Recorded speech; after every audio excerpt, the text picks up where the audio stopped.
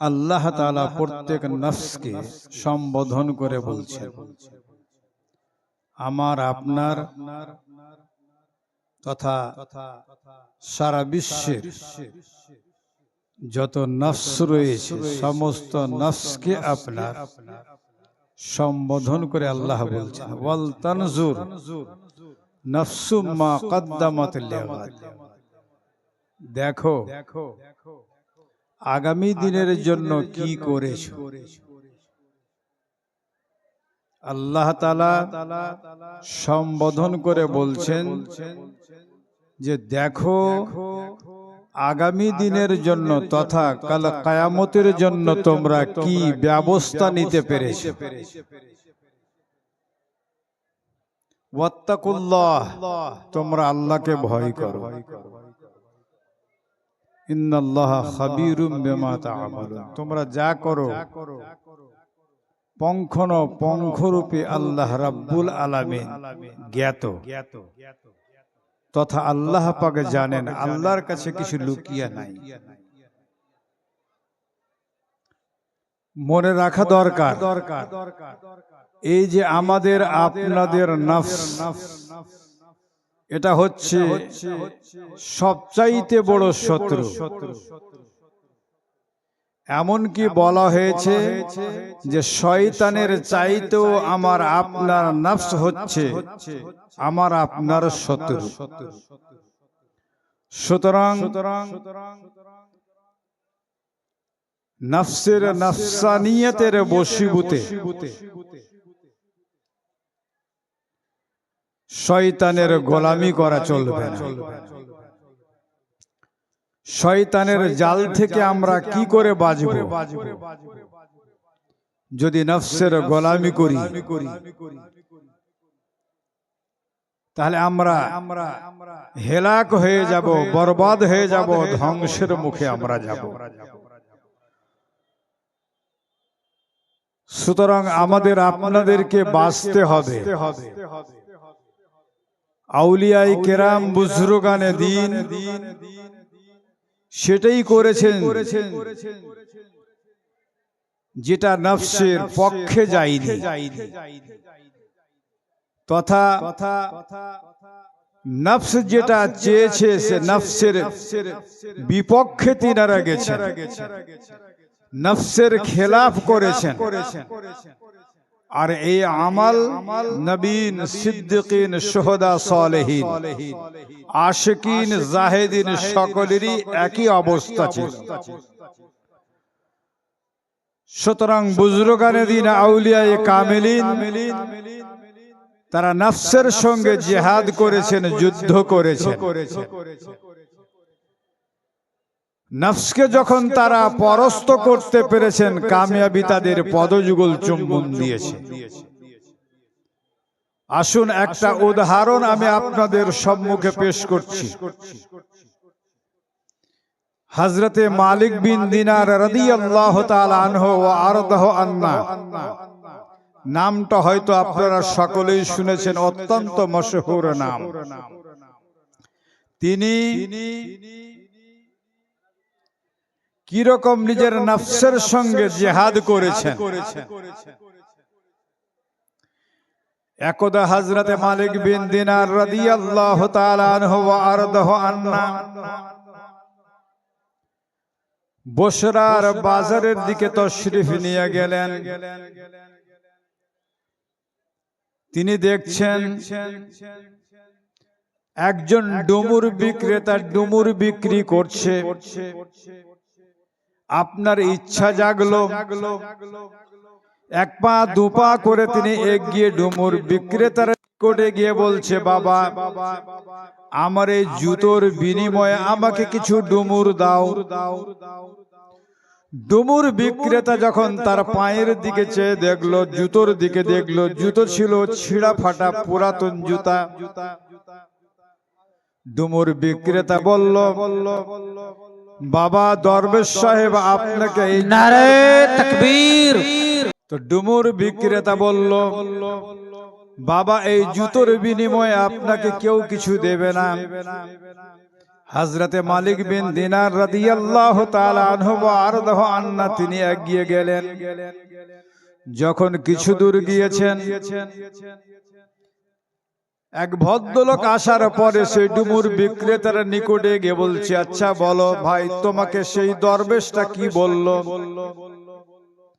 দরবেশ বলল যে আমার এই জুতোর বিনিময়ে আমাকে কিছু ডুমুর দাও। আমি দেখলাম যে তার জুতোটা ছিঁড়া ফাটা, পুরাতন কোনো কাজে আসবে না।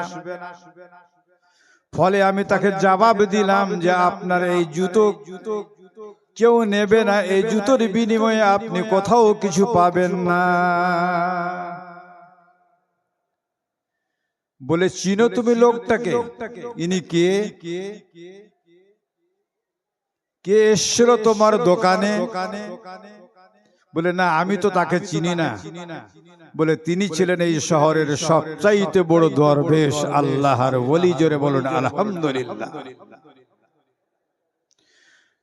সঙ্গে সঙ্গে তিনি তার গোলামকে একটা টকরি পূর্ণ ডুমুর সাজিয়ে দিয়ে বলল, বাবা তুমি দৌড়িয়ে যাও, ওই দরবেশকে যদি এই ডুমুরটা তুমি দিয়ে দিতে পারো, তিনি যদি নিয়ে নেন, গ্রহণ করেন, তাহলে যাও, আমি তোমাকে আমার গোলামি থেকে আজাদ করে দিলাম।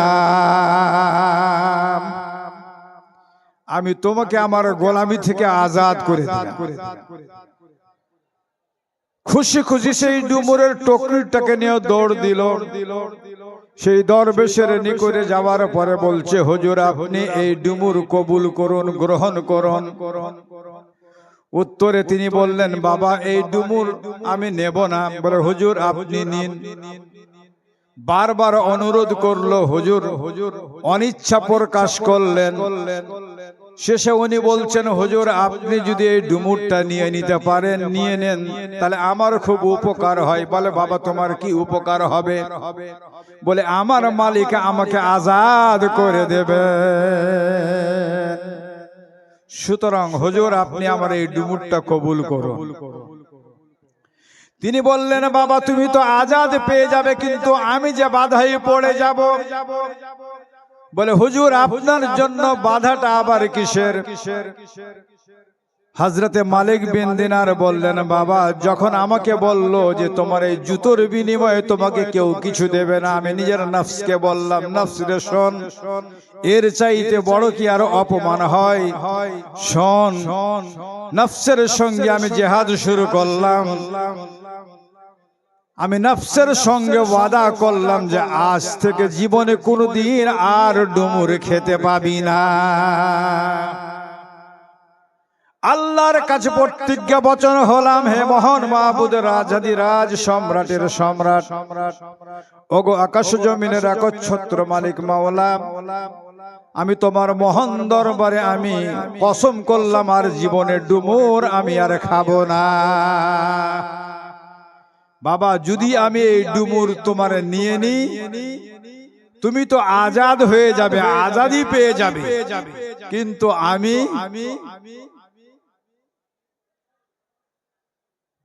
বাধা পড়ে যাব।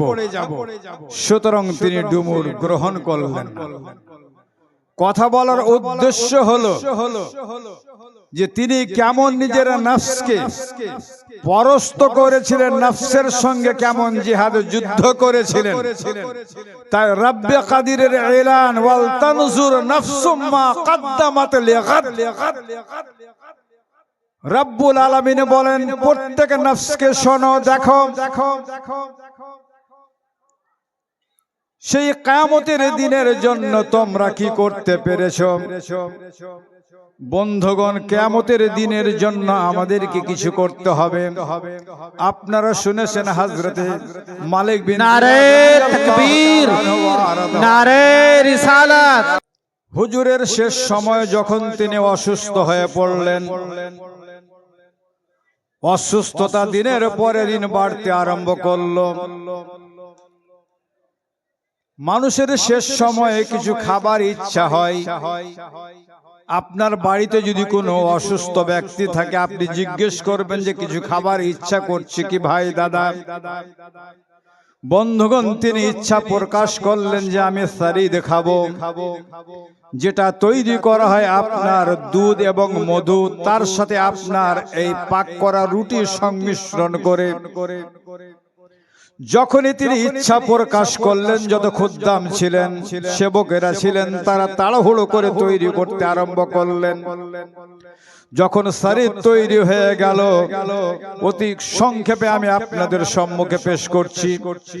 বন্ধুগণ, যখন তিনার খিদমতে পেশ করা হলো, তিনি তখন নিজের নফসকে বলছে, রে নফস শোনো, আজ থেকে বিগত 30 বছর ধরে সুস্বাদু খাবার খাসনি।